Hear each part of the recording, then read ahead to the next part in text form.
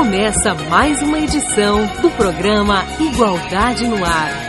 Estamos começando mais uma edição do Igualdade no Ar. Eu sou o Josué Leandro, apresentador deste que é o primeiro e único programa sobre inclusão social da pessoa com deficiência no estado de Santa Catarina. Hoje vamos apresentar uma edição especial com os melhores momentos do ano de 2013. E desde já quero agradecer pela sua audiência e desejar a você e a sua família um Feliz Natal e um 2014 repleto de realizações. Para iniciar esta edição, vamos exibir uma matéria exclusiva sobre a brinquedoteca da ASIC, onde crianças com deficiência visual realizam atividades através do mundo da fantasia.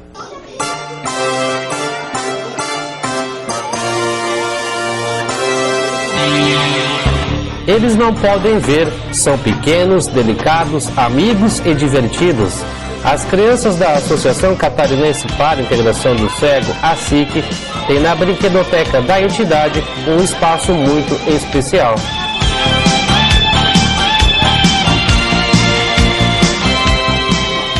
Ela não tem outra deficiência, né? Ela só tem a deficiência visual, então ela precisa conhecer o mundo que está à sua volta, as coisas que estão à sua volta e saber para que elas significam, para que elas servem, como é que elas são utilizadas, para que elas passem pelo desenvolvimento de acordo com a sua faixa etária. A brinquedoteca faz parte do trabalho da ASIC na estimulação de crianças cegas ou de baixa visão, como é o caso do menino Cauã. Chegou um monte de novo. E pra mim tá sendo ótimo, né? Ele tá desenvolvendo bem, porque ele tava na creche, né, normal. Ele não tava conseguindo desenvolver, né, cada visão. Aí, através da SIC, meu Deus, tá desenvolvendo um monte.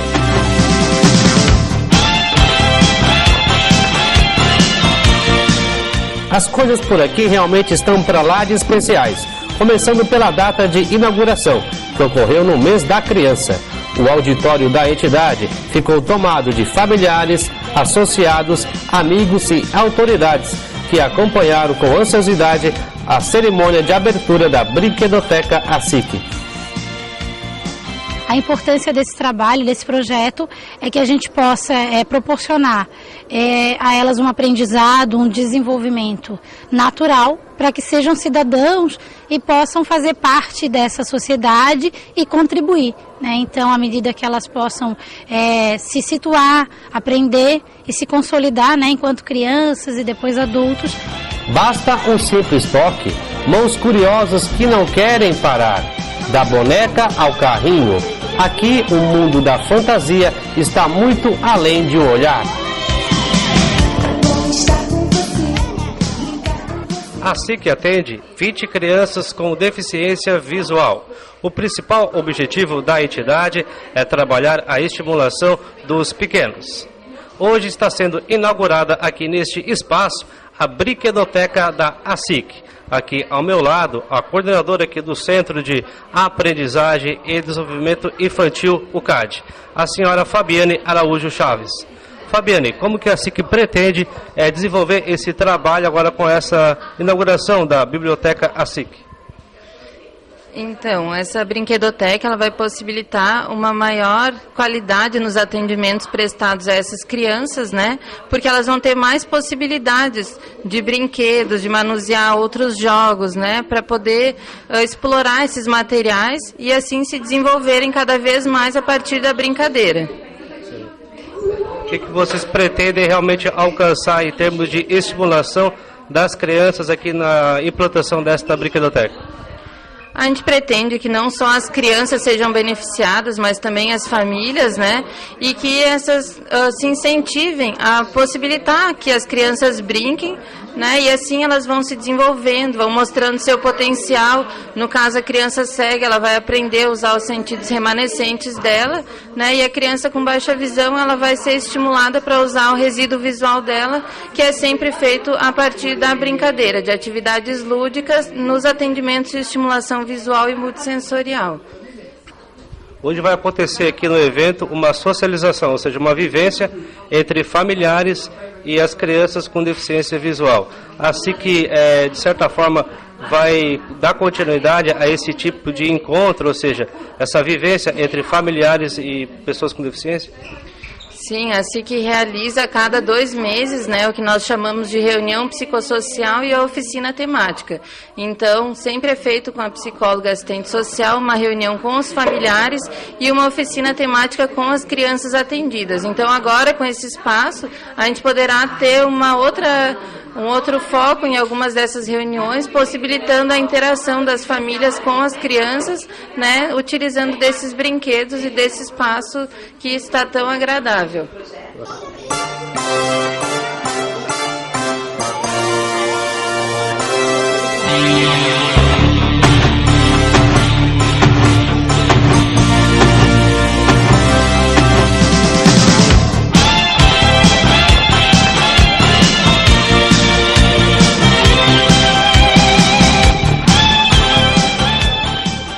Ao longo deste ano, tratamos aqui de diversos assuntos. Debatemos sobre temas como acessibilidade, políticas de inclusão e sobre esportes adaptados. Quero convidar a você de casa para rever comigo agora a emocionante matéria sobre Lucas Ferrari, o velocista com paralisia que supera todas as limitações. Vamos conferir agora aqui no Igualdade no Ar. Uma história de sucesso marcada por dificuldades que não fizeram com que o catarinense Lucas Ferrari desistisse do seu grande sonho, ser um atleta profissional. Nos primeiros meses de vida, foi diagnosticado com hiperatividade. Um transtorno aparentemente simples mudou a vida dele. Com apenas 7 meses, já queria aprender a caminhar. Em mais uma tentativa de ficar em pé e dar os primeiros passos, Lucas sofreu uma queda, resultando num traumatismo crânioencefálico. Depois de 19 dias em coma, se recuperou, mas recebeu outro diagnóstico que mudaria sua história. Acho que nenhum pai, nenhuma mãe consegue se preparar para ter um filho com uma deficiência física, né? E na nossa sociedade ainda mais, porque é cheio de preconceitos, cheio de barreiras, né? A gente não vê apoio em nenhum lugar e a gente vê a dificuldade que é, né? Então foi difícil, mas como eu também trabalho na área da saúde, fui buscando todas as informações que eu tinha para ir atrás de algum recurso, né, ou que me desse pelo menos que ele ficasse independente. A família, principalmente minha família, que me ajudou bastante no meu desenvolvimento como pessoa e como atleta mesmo.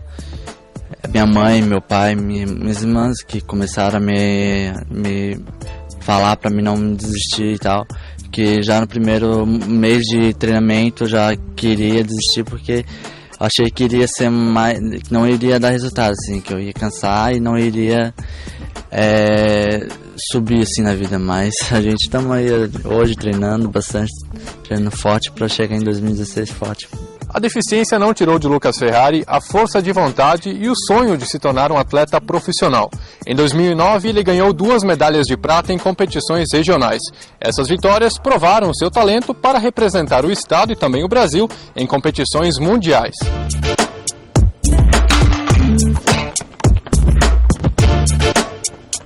Em 2011, Lucas Ferrari representou o Brasil no Parapan México, conquistando o 2º lugar nos 100 e 200 metros. No ano passado, foi convocado pelo Comitê Paralímpico Brasileiro para representar o Brasil nas Paralimpíadas em Londres. Apesar de ficar em 5º lugar na competição, fez história no esporte nacional. Com o tempo de 25 segundos e 21 décimos, bateu o recorde brasileiro na categoria. Foi muito maravilhoso, assim, chegar lá, ver 85 mil pessoas gritando, não só por ti, né, mas pela delegação que tá lá trabalhando, tá tendo seu sucesso, mas a princípio pra gente que é novato na Paralimpíada, a gente é muito feliz, tá muito feliz de estar lá. Lucas, e nessa Paralimpíadas de Londres, tu bateu o recorde brasileiro, né? Bati. Tive a felicidade de bater o recorde no 100 e 200. E agora, se Deus quiser, é quebrar de novo os 200 metros para chegar forte nas competições principais que estão vindo por aí. Ele é um talento, né? Ele nasceu para correr prova de 100 metros rasos. né? Tem gente que vai treinar há 15 anos e nunca vai fazer o tempo que ele fez, né? Os tempos que ele faz. Né? Uma pessoa, no caso, com a mesma deficiência que ele, ou até sem deficiência nenhuma. Tem gente que não tem nenhuma deficiência e nunca vai ganhar dele na corrida, no 100 metros raso, nem no 200, porque ele nasceu para essas provas, né? O Lucas, eu lutei bastante porque eu achava que algum dia ele tinha que ter alguma aptidão, em algum momento, né? Até com uma bateria profissional eu comprei porque achei o dia que ele vai ser músico e tal, né? E na verdade ele realmente teve essa vontade, eu fui atrás porque eu acreditava nele, né? E mesmo que isso foi para nós uma surpresa, né? Quando ele iniciou foi uma surpresa, mas eu queria que ele acreditasse nele também. Eu fui buscar todos os recursos que eu tinha, o conhecimento também que eu tinha, para que ele pudesse hoje estar onde ele está. Atualmente é recordista brasileiro, sendo mais rápido na categoria 100 metros rasos para pessoas com paralisia.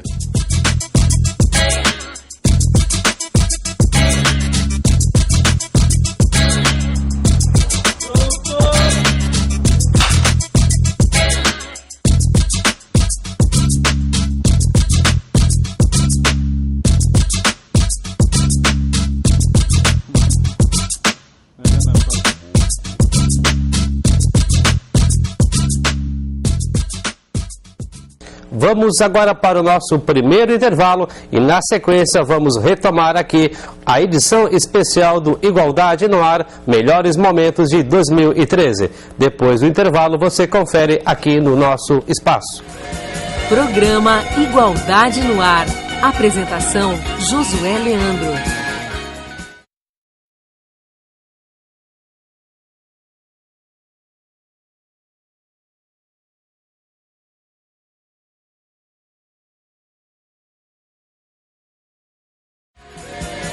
Voltamos com o segundo bloco do programa Igualdade no Ar. Estamos apresentando uma edição especial com os melhores momentos do Igualdade no Ar de 2013. Quero convidar a você de casa para assistir comigo agora esse VT muito especial. Não é somente as mulheres que enxergam que têm a sua vaidade. Alunas cegas da ASIC participaram de um curso de maquiagem e mostraram, através de suas capacidades, que quando o assunto é beleza feminina, elas também têm muito conhecimento. Vamos conferir.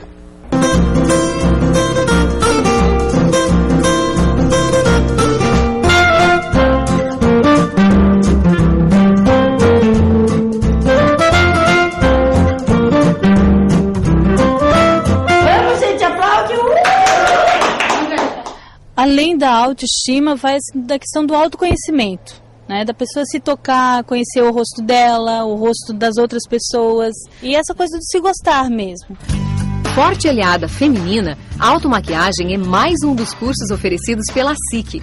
As alunas aprendem desde a preparação da pele até a combinação de cores. Mas como diferenciá-las? Bem, cada aluna tem sua técnica. Decorar pelo tato, etiquetar em braille ou pedir ajuda da família. Vale tudo para ficar ainda mais bonita. Eu sou muito vaidosa, até no modo de me vestir, de me calçar, né? Então, até mesmo no modo de usar bijuteria, essas coisas, né? Aí, então, quando eu enxergava, eu já me maquiava. E depois que eu perdi a visão, eu perdi o controle. E depois de fazer o curso de maquiagem? Por mais que eu pergunte a opinião das pessoas, mesmo se eu não perguntar, eu me sinto segura igual. Massoterapeuta, casada, mãe e totalmente adaptada, Andréia deixa um recadinho. A vida, ela não é um túnel que você pode viver dentro de um quarto escuro, fechado. Você pode, muitas vezes, mesmo sendo cego, ver um mundo mais colorido se você tiver participação, se você tiver amizade, se você tiver um desempenho como deficiente e como pessoa. Outra matéria que nós vamos reproduzir é sobre as condições de acessibilidade nos bairros da capital. Vamos curtir agora novamente esta importante matéria que trata a respeito das necessidades de locomoção das pessoas com deficiência aqui no interior da ilha.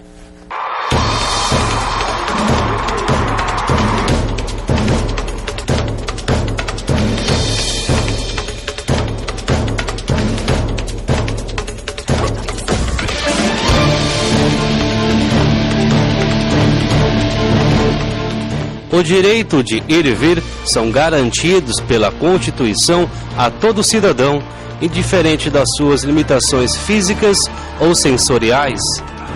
Os desafios da mobilidade urbana e da acessibilidade estão a cada dia mais presentes nas ruas de Florianópolis. Em 2012, o programa Igualdade no Ar acompanhou as dificuldades de locomoção das pessoas com deficiência. A constatação é de que ainda existem muitos problemas de acessibilidade. Muita irregularidade do chão, buraco, calçadas que tem uma altura num lugar, no outro lado não tem altura. Então não tem um padrão para a pessoa que não enxerga. Para a gente que não tem problema nenhum, nem de enxergar, nem de se locomover, a gente encontra dificuldade. Orelhões pelo caminho, a falta de pisos adaptados foram as principais barreiras observadas.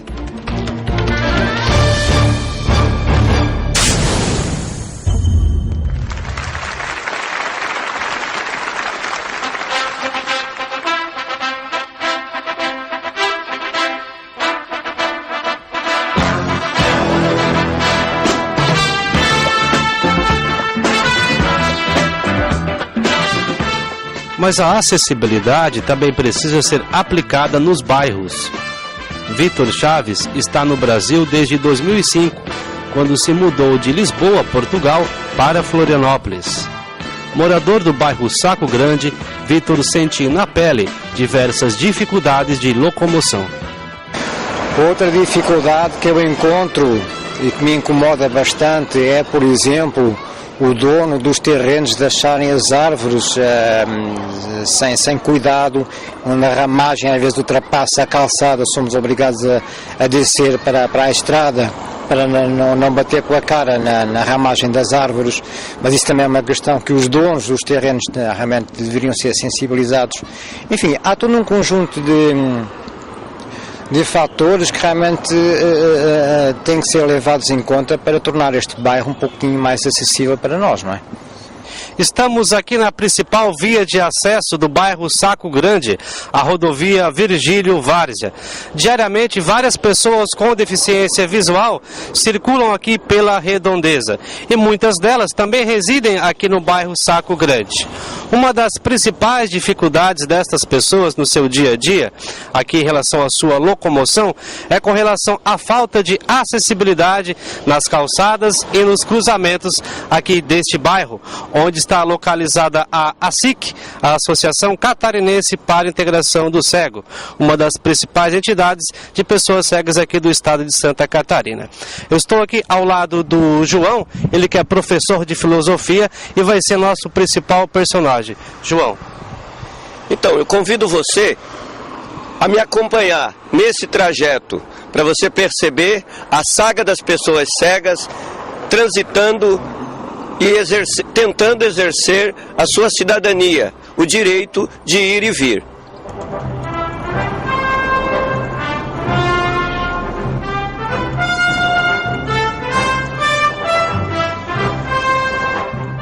Nosso ponto de partida acontece no portão da ACIC. A princípio, não houve grandes dificuldades. Tudo estava normal.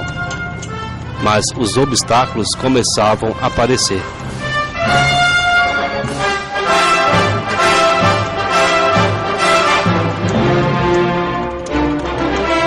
Iniciava agora uma aula de equilíbrio e o que era calçada passou a ser buracos e mais buracos.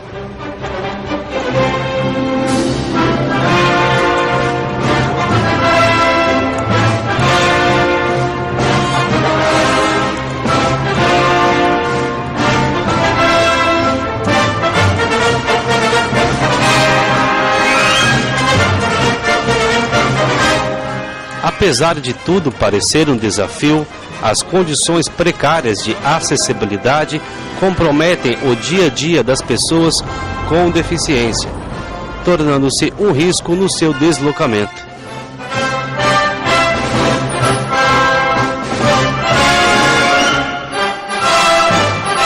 É muito difícil para as pessoas que estão iniciando a sua reabilitação na ACIC fazerem essa aventura, né? Porque elas podem, já tivemos várias ocorrências, já tivemos pessoas que já, usuários nossos que já caíram em buraco, já tiveram que fazer cirurgia na boca por causa de dente, que quebraram dentes, e pessoas que já quebraram pernas, pé, então é muito complicado. Realmente eu acho que, de modo geral, a prefeitura, o governo geral, eles devem tomar essa atitude para melhorar, porque principalmente nós estamos num bairro que tem uma associação de cegos. A falta de fiscalização e pisos adaptados são apontados pelo professor de orientação e mobilidade, Igor Zuck. Que a gente tem vários locais que nem a calçada a gente tem. Então você imagina a locomoção de qualquer pessoa, uma gestante com um carrinho, um idoso, enfim. E o deficiente visual ainda pior, né? Que precisa dos pisos para se locomoverem e nem a calçada tem. Então teria que ter uma calçada de qualidade e a instalação dos pisos direcional e piso alerta. A questão é assim, que a gente sempre solicita o ideal, mas infelizmente no Brasil você pede o ideal para ser cumprido parcialmente.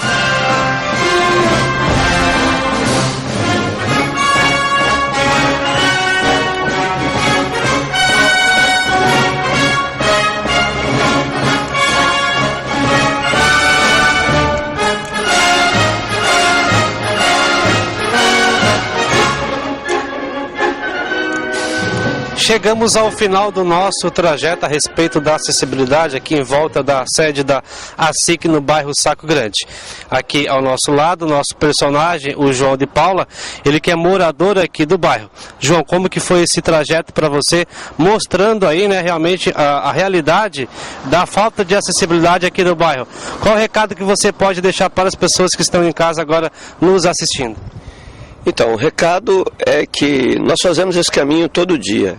Sobretudo nós que moramos aqui no nosso bairro, que somos usuários aqui da ASIC.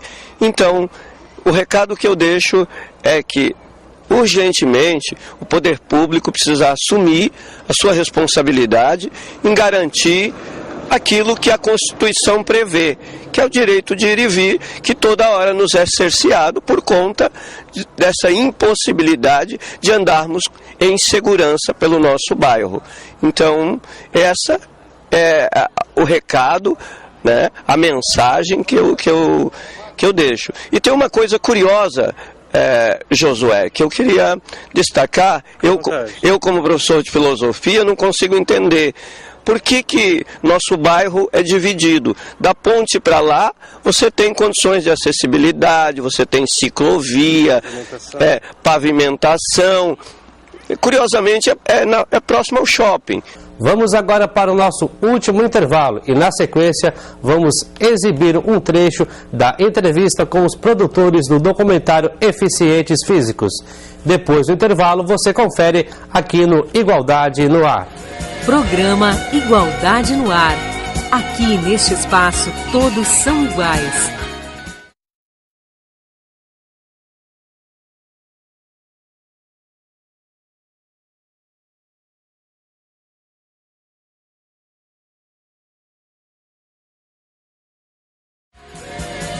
Voltamos com o último bloco do programa Igualdade no Ar. Estamos apresentando uma edição especial com os melhores momentos do Igualdade no Ar do ano de 2013.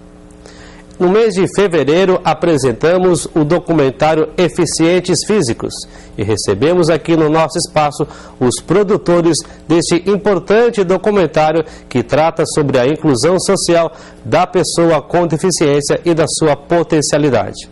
Vamos reproduzir parte desta entrevista agora aqui no Igualdade no Ar. Como que foi essa experiência, esse contato com o universo da pessoa com deficiência? Você passou a ter uma visão diferenciada em relação dessas pessoas? Como que foi essa experiência, assim, no geral, no todo, para você?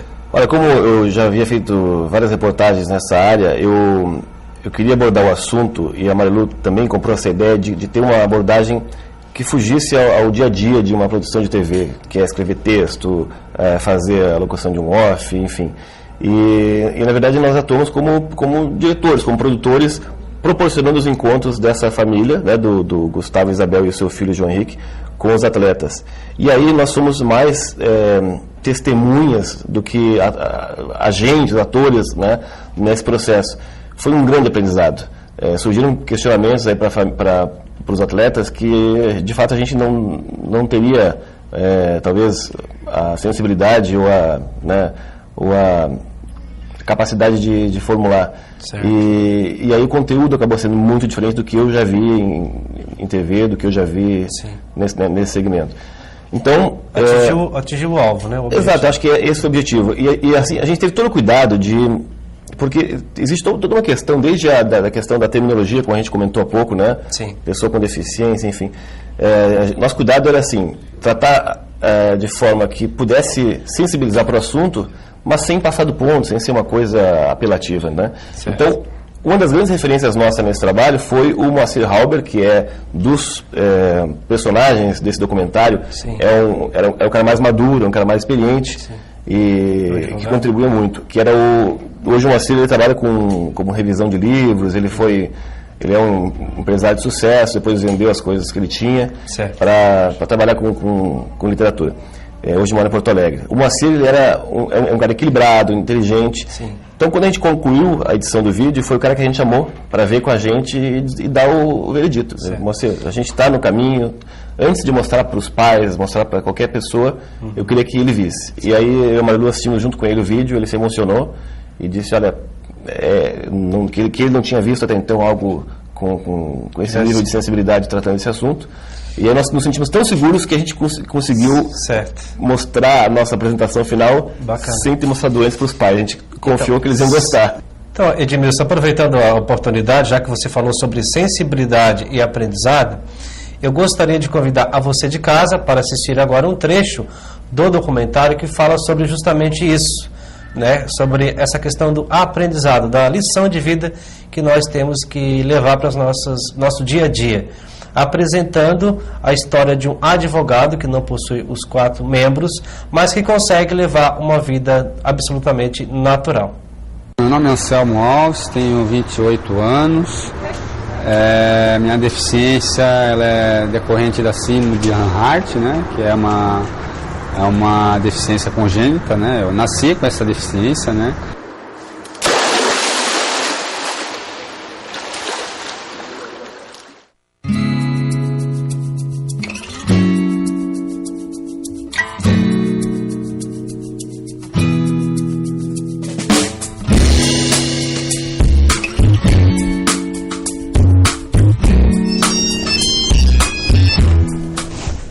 Alô?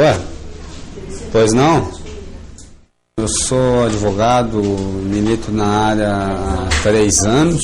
Normalmente quando a pessoa agenda um horário comigo, ela não sabe que eu tenho alguma deficiência, né? E a pessoa, normalmente o cliente, ele fica um pouco surpreendido com a questão, né? Mas muitos aceitam numa boa, não tem maiores objeções em relação a isso, mas alguns já retiraram o processo das minhas mãos, até pelo fato de achar que não teria competência suficiente para atuar no processo, né, devido à deficiência. Eu sei que eu tenho condições plenas de desenvolver um bom trabalho, mas muitas pessoas duvidam da minha capacidade pela minha condição física, né.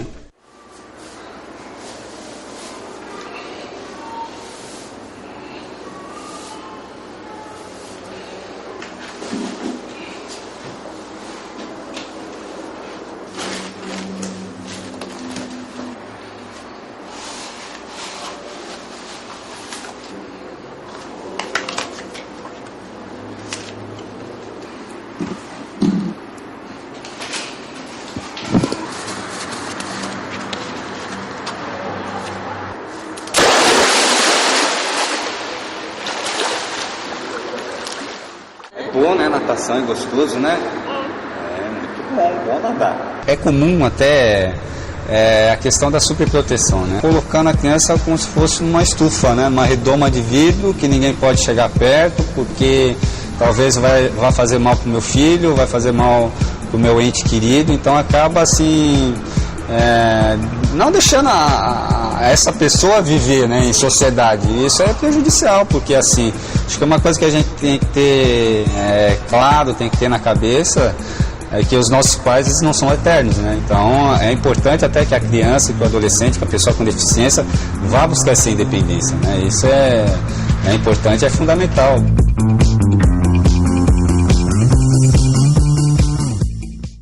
Chegamos ao final da nossa edição especial. Desde já quero agradecer pela sua audiência e estar conosco durante todo esse ano de 2013. E desejamos que no próximo ano de 2014 você de casa possa estar conosco novamente, contribuindo e assistindo aqui as matérias sobre a inclusão social da pessoa com deficiência na sociedade. Lembrando sempre, programa Igualdade no Ar. Aqui neste espaço todos somos iguais. Até uma próxima oportunidade. Ninguém é igual a ninguém. Me espanta que tanta gente sinta, se é que sente a mesma indiferença.